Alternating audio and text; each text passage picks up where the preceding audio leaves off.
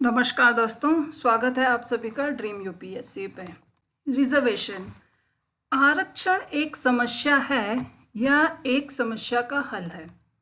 हम देखेंगे कि रिजर्वेशन हमारी सोसाइटी में, हमारे समाज में एक बहुत ही ज़्यादा आपका क्या है, डिबेटेबल क्या है, सब्जेक्ट है। बहुत ही ज़्यादा आपका एक सेंसिटिव टॉपिक है। तो आज हम चर्चा करेंगे रिजर्वेशन के बारे में कि रिजर्वेशन क्या है, क्यों है, कि क्या रिजर्वेशन की आवश्यकता है, और अगर आवश्यकता है तो क्या हमारे जो प्रावधान है हमारे संविधान में, उन्हें क्या एक रिवीजन की, उन पर एक पुनर्विचार करने की क्या है, आवश्यकता है या नहीं है। तो आज का लेक्चर थोड़ा सा हमारा क्या लंबा होने वाला है, जिसमें हम देखेंगे इक्वालिटी क्या होती है, डिस्क्रिमिनेशन क्या होता है, फिर उसके बाद हम जानेंगे हमारे संविधान में रिजर्वेशन किन आर्टिकल्स के अंदर अंतर्गत आता है। फिर उसके बाद हम देखेंगे कि क्या हमारा कंक्लूजन होना चाहिए, किस प्रकार से हमारी पॉलिसीज हमारे भारत सरकार की हमारे देश के नागरिकों के लिए लेके आनी चाहिए रिजर्वेशन के लिए। तो ये सब चर्चा करेंगे हम आज के अपने लेक्चर में।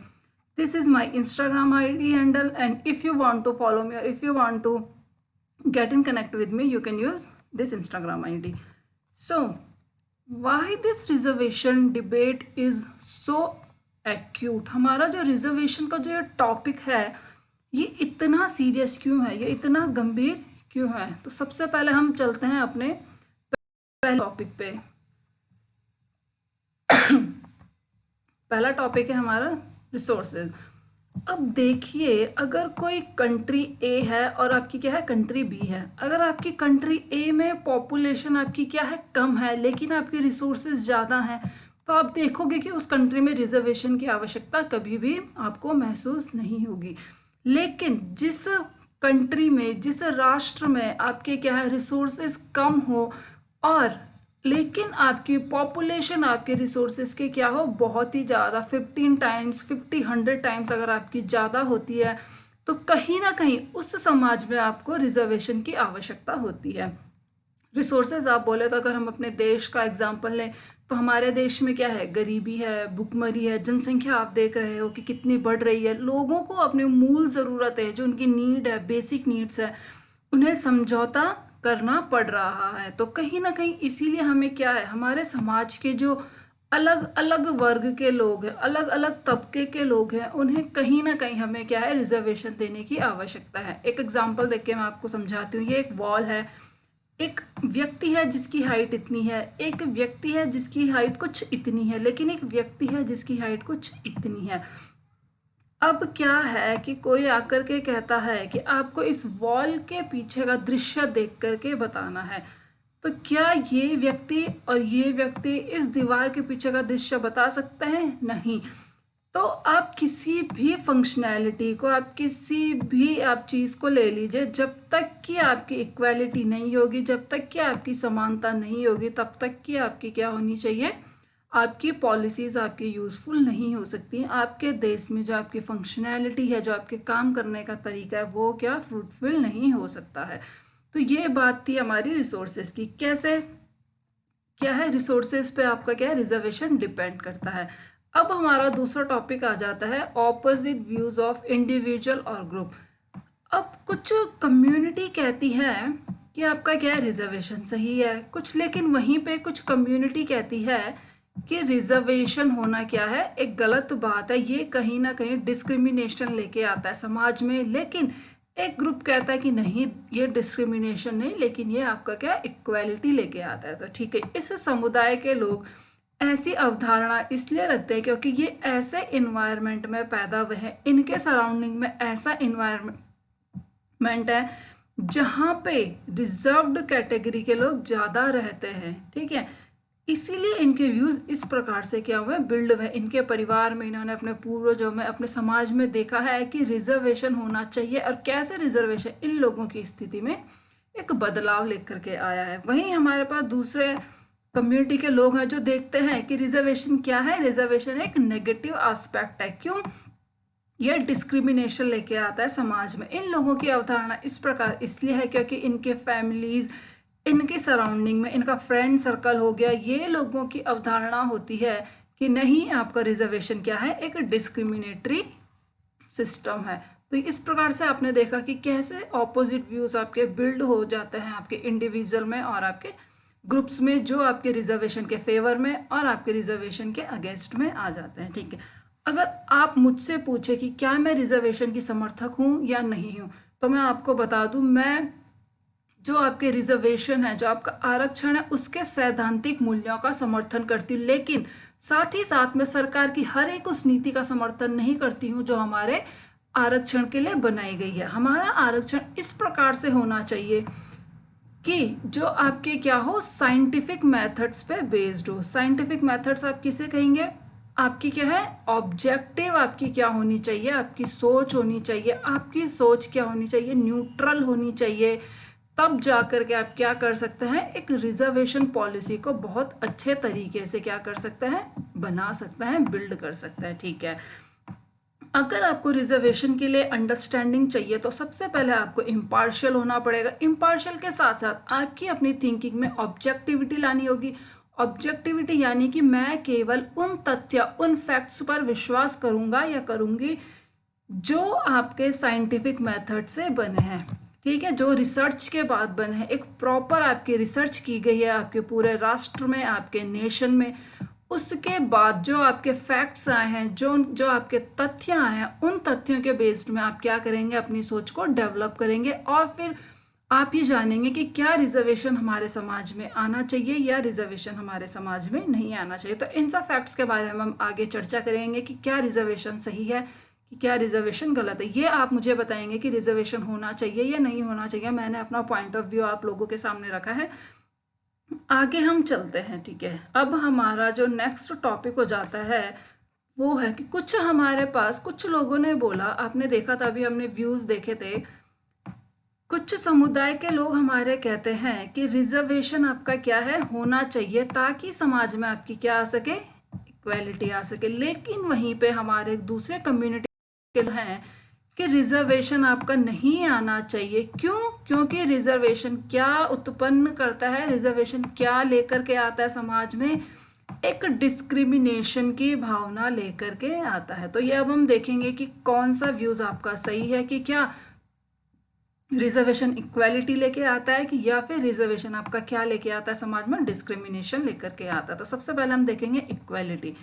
इक्वालिटी का मतलब हो जाता है आपका कि समाज में हर एक समुदाय का जो आपका व्यक्ति है उसको समान अधिकार मिले, उसके लिए समान पॉलिसीज हो। ठीक है, तो इक्वालिटी में भी हम क्या करेंगे, दो एस्पेक्ट्स आ जाते हैं हमारे, एक नेगेटिव एस्पेक्ट और एक पॉजिटिव एस्पेक्ट। क्या इक्वालिटी को इस तरीके से देखा जाना सही नहीं है कि समाज में हर तबके के लोगों के लिए समान रूल होंगे, समान पॉलिसीज होंगे, चाहे वो अमीर हो, गरीब हो, चाहे किसी भी वर्ग से आपका क्या करता हो, ताल्लुक रखता हो, तो उनके लिए क्या होने चाहिए, आपके समान आपके लॉज होने चाहिए। तो कहीं ना कहीं ये भी एक इक्वालिटी है।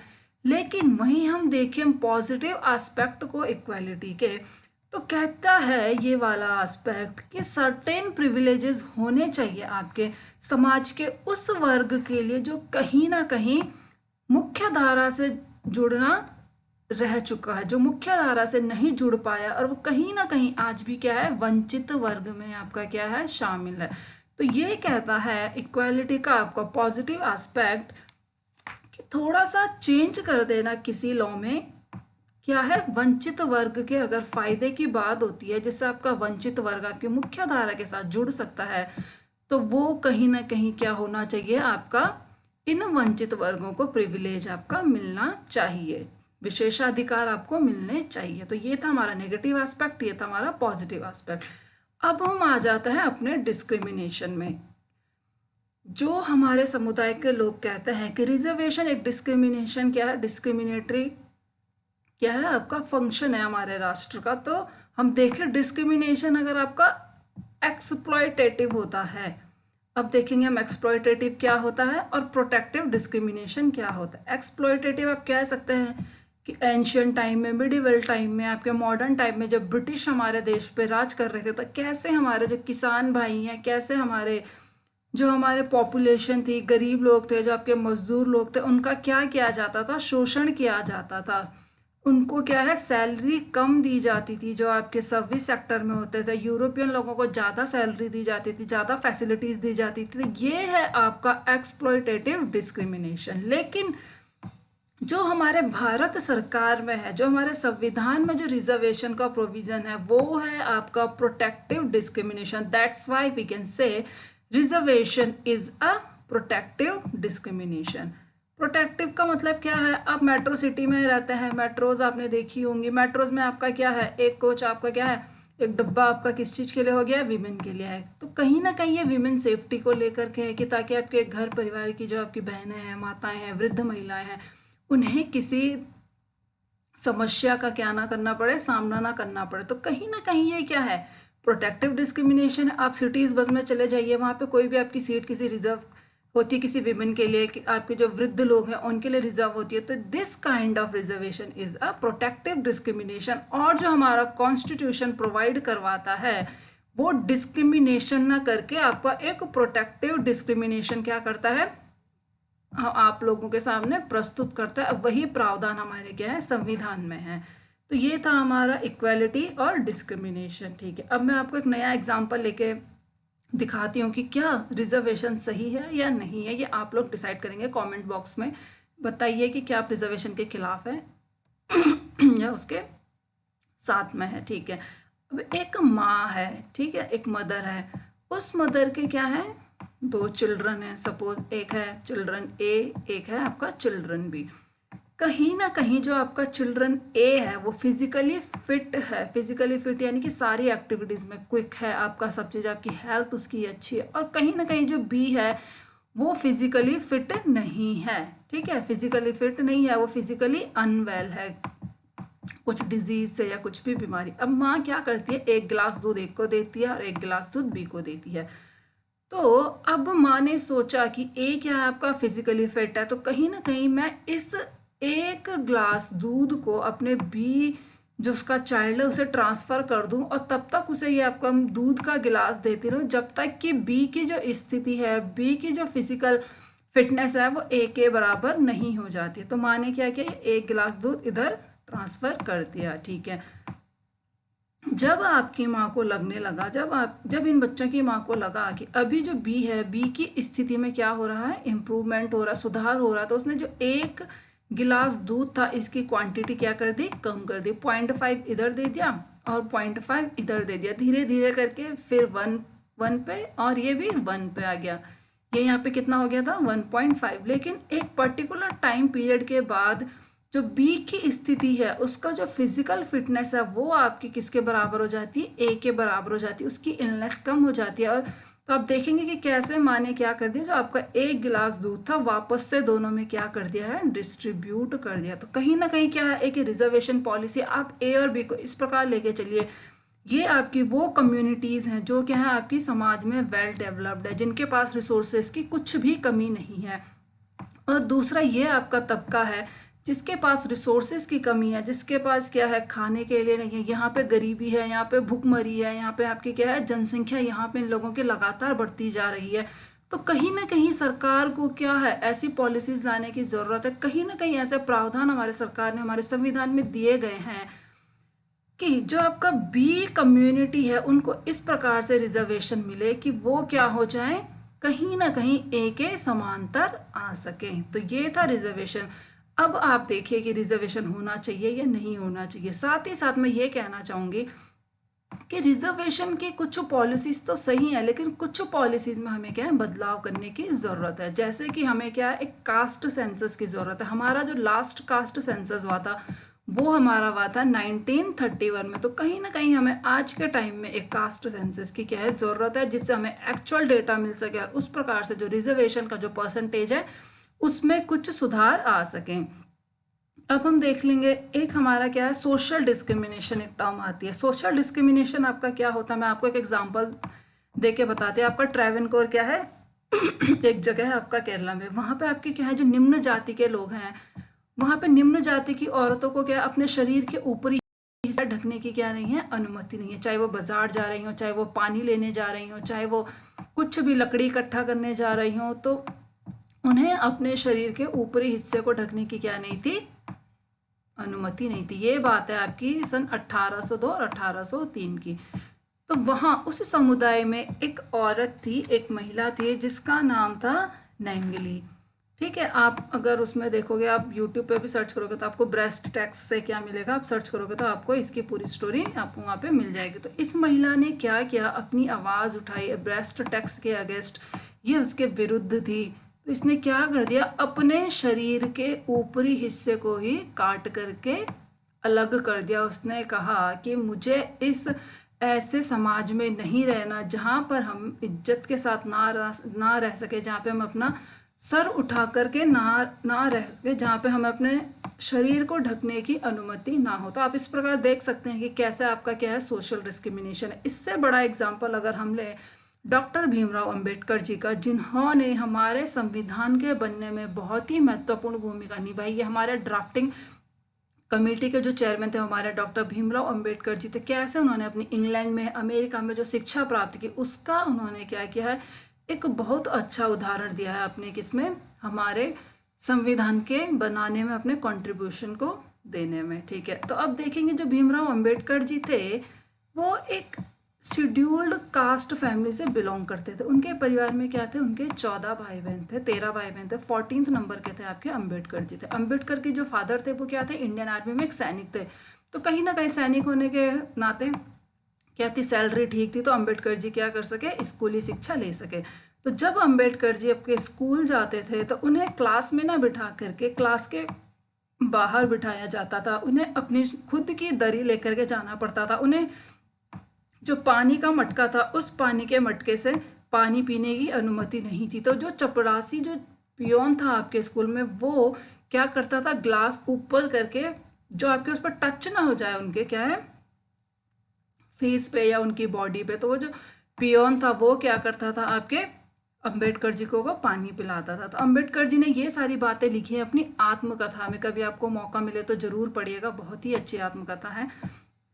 तो क्या कहते हैं, तो उसमें अपनी आत्मकथा में अंबेडकर जी ने लिखा है, नो पियोन नो वाटर, यानी कि जिस दिन चपरासी नहीं तो उस दिन आपको क्या है, पानी पीने की अनुमति नहीं है, तो आपको पानी भी नहीं मिलेगा। तो ये थी अंबेडकर जी की हमारी एक छोटी सी कहानी, और किस प्रकार से उन्होंने आपका कंट्रीब्यूशन दिया, कैसे जो आपके वंचित वर्ग के लोग हैं उनके उत्थान के लिए उन्होंने क्या किया है, बहुत ही अपना शानदार काम किया है। अब देखते हैं हम रिजर्वेशन क्या है, कि हमारे संविधान में किस प्रकार से आपके रिजर्वेशन को लाया गया है, किस प्रकार से आपके क्या है, रिजर्वेशन को किन किन आपके आर्टिकल में रखा गया है। रिजर्वेशन हम कहें जो प्रॉपर रिजर्वेशन है तो वो हम देख सकते हैं हमारे आर्टिकल 15 और आर्टिकल 16 में। हमारा आर्टिकल 15 कहता है कि किसी भी व्यक्ति के साथ उसके caste, religion, sex, place of birth के आधार पर क्या है, डिस्क्रिमिनेशन नहीं किया जाएगा। ठीक है, ये हमारा आर्टिकल 15। और वहीं हमारा आर्टिकल 16 कहता है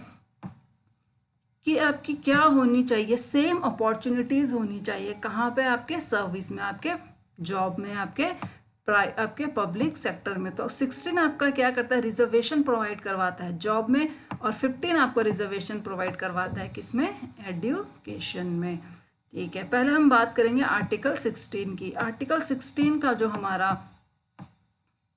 16(4) है, ये हमारा किससे 103 से हमारा क्या हुआ था, इंक्लूड हुआ था। इसके बारे में अभी हम चर्चा करेंगे। तो हमने देखा कि आर्टिकल 15 में हमारे शिक्षा से रिलेटेड आपके प्रावधान है, और आर्टिकल 16 में जो हमारे क्या है, आपके जॉब से रिलेटेड आपके क्या है, प्रावधान है। ठीक है, अब रिजर्वेशन आपको कैसे दिया गया, सबसे पहले हम बात करेंगे 1979 में। 1979 में क्या हुआ, हमारा एक मंडल कमीशन आया गया, मंडल कमीशन का गठन किया गया, और मंडल कमीशन को कहा गया कि आप स्टडी कीजिए, जो सोशली और एडुकेशनली बैकवर्ड लोग हैं उनके बारे में आप क्या करिए, स्टडी कीजिए, और एक रिपोर्ट तैयार कीजिए कि जिसमें आपका क्या है, SC STs का, OBCs का हमें परसेंटेज पता, SC ST का नहीं सॉरी, OBCs का हमें परसेंटेज पता चले, जिस प्रकार से उन्हें आरक्षण देने में क्या हो सके, हमें एक मदद मिल सके। तो जब आपका मंडल कमीशन की रिपोर्ट आई 1980 में, तो 1980 में अपने रिपोर्ट के हिसाब से मंडल कमीशन ने कहा कि 52%, 52% आपकी जो जनसंख्या है वो क्या बिलोंग करती है,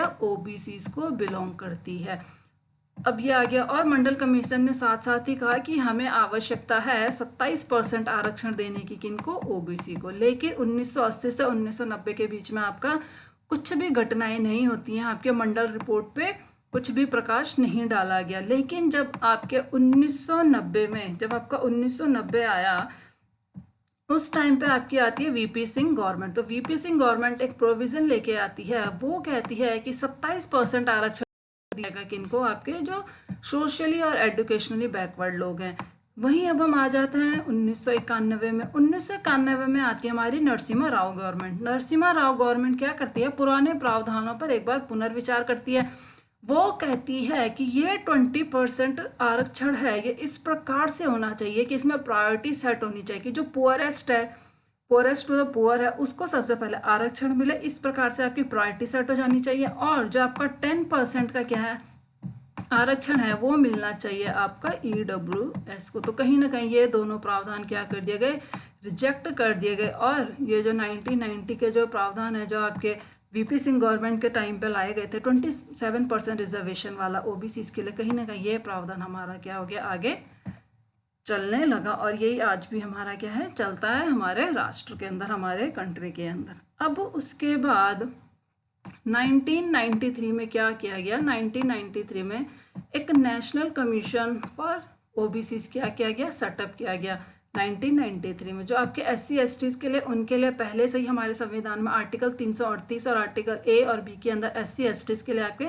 नेशनल कमीशन पहले से ही बनाए हैं। तो 1993 में बनाया गया एक national commission for backward class. इसके अंदर ये कमीशन को ये आपकी जिम्मेदारी दी गई कि जो भी आपके ओबीसीज हैं, उनके आपके राइट्स हैं, उनके प्रोटेक्शन के लिए आपको क्या करना है, पॉलिसीज बनानी है, उनके बारे में आपको क्या करना है, देखना है, अवेयरनेस लेकर के आनी है। जो भी पॉलिसीज हैं कि क्या वो ओबीसीज के अकॉर्डिंग हो रही है, उनके रिजर्वेशन के अकॉर्डिंग बन रही है या नहीं बन रही है। 1993 के बाद अभी आपने हाल फिलहाल देखा होगा 2018 में इसको क्या कर दिया गया, कॉन्स्टिट्यूशनल स्टेटस दे दिया गया अंडर आर्टिकल 102। ठीक है, अब हम बात करते हैं अपने 77th कॉन्स्टिट्यूशनल अमेंडमेंट एक्ट की, जो आपका हुआ था 1995 में। इसके अंतर्गत जो आपके SC STs हैं, उनको जॉब में भी क्या दे दिया गया, प्रमोशन का प्रोविज़न लेकर के आया गया। तो क्या ये प्रोविज़न हमारा सही है कि क्या SC STs को जॉब में आपका प्रमोशन मिलना चाहिए या नहीं मिलना चाहिए।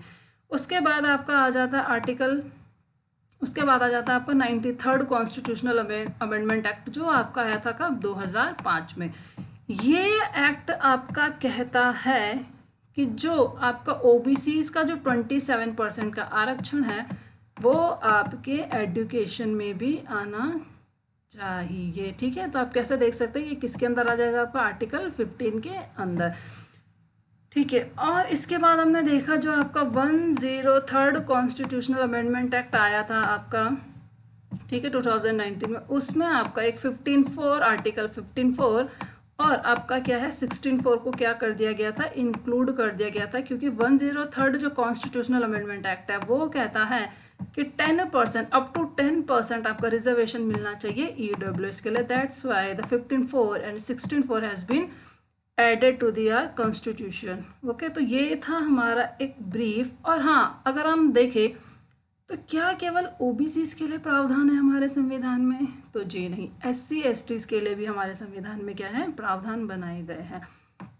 अभी आप देख सकते हैं कि आर्टिकल 330 से लेकर के आर्टिकल 342 के अंदर क्या है, पूरे आपके SC STs के रिजर्वेशन के प्रावधान है। ठीक है, अब हम देखेंगे 330 से 334 के बीच में है कि कैसे आपके लोकसभा, कैसे आपके लेजिस्लेटिव असेंबलीज में क्या है, आपके रिजर्वेशन है, किनके लिए, आपके SC STs समुदाय के लोगों के लिए। ठीक है, वैसे हमारे पंचायती राज जो सिस्टम है, वहाँ पे भी महिलाओं के लिए, वहाँ पे भी आपके SC STs OBCs के लिए क्या है, रिजर्वेशन के प्रावधान आपके रखे गए हैं।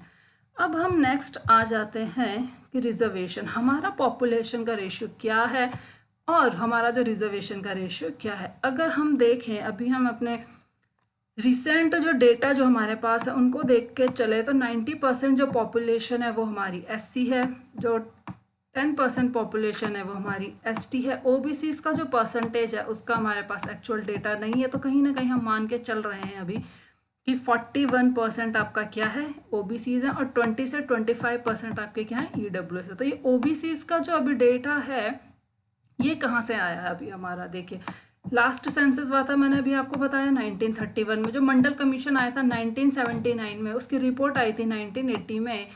उस रिपोर्ट में जो ओबीसीज का 52% बताया गया वो 1931 के कास्ट से जो सेंसस हुआ था उसके द्वारा बताया गया। लेकिन जो 2011 में आपका क्या करवाया गया, एक सोशियो इकोनॉमिक कास्ट सेंसस करवाया गया, जिसमें जो आपके क्या है, आपके जो अलग अलग कम्युनिटीज़ हैं उनके परसेंटेज को, पॉपुलेशन परसेंटेज को क्या किया गया, बताया गया।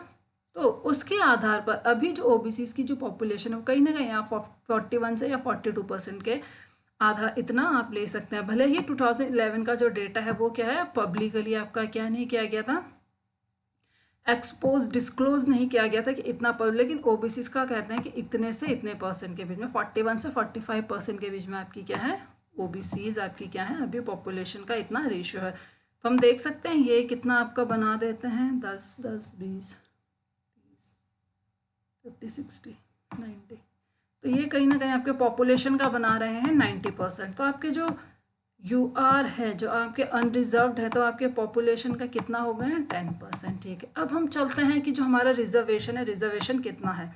एससीज को मिलता है 15%, एसटीज को मिलता है 7.5%, ओबीसीज का है आपका 27%, ईडब्ल्यूएस का है 10%। कहीं ना कहीं आपका अप्रॉक्स हो जाता है 60% के, जब से ईडब्ल्यूएस को मिला था। लेकिन जब हमारे पास 50% था क्या रिजर्वेशन ईडब्ल्यूएस से पहले, तो क्या ये 50% रिजर्वेशन ये 90% पॉपुलेशन के अकॉर्डिंग है? ये आप मुझे बताइए ये क्या ये इसके अकॉर्डिंग है कि क्या 50% आरक्षण डिस्ट्रीब्यूट होना चाहिए आपके 90% पॉपुलेशन में? तो क्या हमारे और जो आपकी 50% की जो लिमिट है कि क्या वो सही है? 90% जो हमारी देश की जनसंख्या है वो है आपकी क्या है एक वंचित वर्ग, एक ऐसी कम्युनिटी को बिलोंग करती है जो क्या है आपके समाज के मुख्य धारा से नहीं जुड़े हुए हैं। ठीक है, अब इस 90% में ये क्या है एक स्वतः बात हो जाती है, एक ऑब्वियस बात हो जाती है, कुछ ऐसे एससी, कुछ ऐसे एसटीज, कुछ ऐसे ओबीसीज भी हैं जिन्हें जो आपके क्या है इकोनॉमिकली क्या स्ट्रांग है और उन्हें क्या नहीं है रिजर्वेशन की आवश्यकता नहीं है। लेकिन वो पॉपुलेशन आपकी बहुत परसेंटेज आपकी क्या करती है फॉर्म करती है। तो 90% में हम कह सकते हैं कि 80 से 85 जो परसेंटेज है वो क्या है आपकी एक वंचित वर्ग से क्या करती है बिलोंग करती है, जो लोअर मिडिल क्लास है, बहुत ही मिडिल क्लास आपकी फैमिलीज होती हैं, जहाँ पे हमें ये 50% आरक्षण है उसे अपने 80 से 85% में क्या करना है डिस्ट्रीब्यूट करना होता है। तो कहीं ना कहीं हमें अपने प्रावधानों में क्या है एक ज़रूरत महसूस होती है कि किस प्रकार से इस आरक्षण की सीमा को क्या कर सकते हैं आप चेंज कर सकते हैं, जो कि आपके 90% पॉपुलेशन में क्या हो जाए एक इक्वालिटी और एक समान रूप से आपकी क्या हो जाए डिस्ट्रीब्यूट हो जाए। ठीक है, अब हम आगे चल कर के हम देखेंगे कि आपने देखा अभी हमने देखा कि पॉपुलेशन रेशियो क्या है, रिजर्वेशन रेशियो क्या था। ठीक है, अब देखते हैं कि क्या जो हमारे संविधान में प्रोविजंस हैं क्या वो सही इंसान को मिल रहे हैं, किसके लिए हैं, क्या सही कास्ट में डिस्ट्रीब्यूट हो रहे हैं, कब तक आपके डिस्ट्रीब्यूट होंगे, क्या आपकी एक परसेंटेज लिमिट होनी चाहिए, क्या एजुकेशन में सही आपको रिजर्वेशन है, क्या जॉब में सही रिजर्वेशन है, क्या प्रमोशन में सही रिजर्वेशन है, क्या आपके जो आपकी सर्विसेज हैं आर्मी एयरफोर्स आपका जो नेवी हो गया, जो आपका जुडिशियरी सर्विसेज है, जो आपके प्राइवेट सेक्टर है कि क्या उनमें प्रोविज़न होना चाहिए या नहीं होना चाहिए। ठीक है, तो ये सब चीज़ें क्या हैं डिस्कस करने वाली हैं। इन सब चीज़ों पर इन सब विषयों पर क्या है एक डीप स्टडी करने की बहुत ही ज़्यादा आवश्यकता है। तो ये क्या है हमारा एक नीड ऑफ द आवर है कि क्या जो हमारा रिजर्वेशन है उसके जो प्रोविजंस है उसकी पॉलिसीज़ हैं क्या वो एक सही राह पर चल रही हैं। तो इन सब के बारे में हमें क्या अभी डिस्कशन करने की आवश्यकता है, हमारी सरकार को इन सब के बारे में क्या है चर्चा करने की आवश्यकता है। उसके बाद हम आ जाते हैं कि जो लोग आर्ग्यूमेंट्स देते हैं फेवर में और अगेंस्ट में वो किस हिसाब से देता है, उनका क्या आपका क्या है विचार होते होंगे कि क्या आपके रिजर्वेशन के फेवर में होने चाहिए और क्या आपके रिजर्वेशन के अगेंस्ट होने चाहिए। तो फेवर में अगर हम चले तो कहीं ना कहीं इंक्लूजन है। इंक्लूजन है किनका?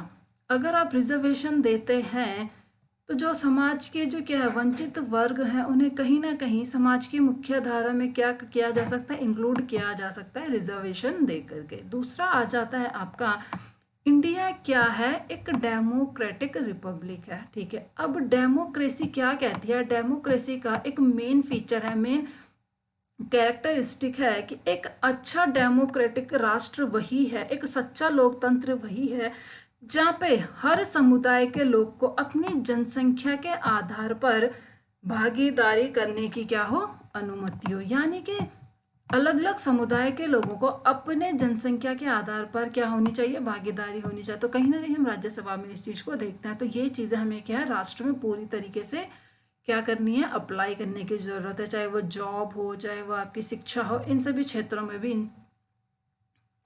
इस आधार को लेकर के क्या करना चाहिए, प्रोविजंस को क्या है बदलाव लाने की ज़रूरत है। तो ये क्या है आपके फेवर में है। तीसरा आ जाता है आपका फेथ इन स्टेट।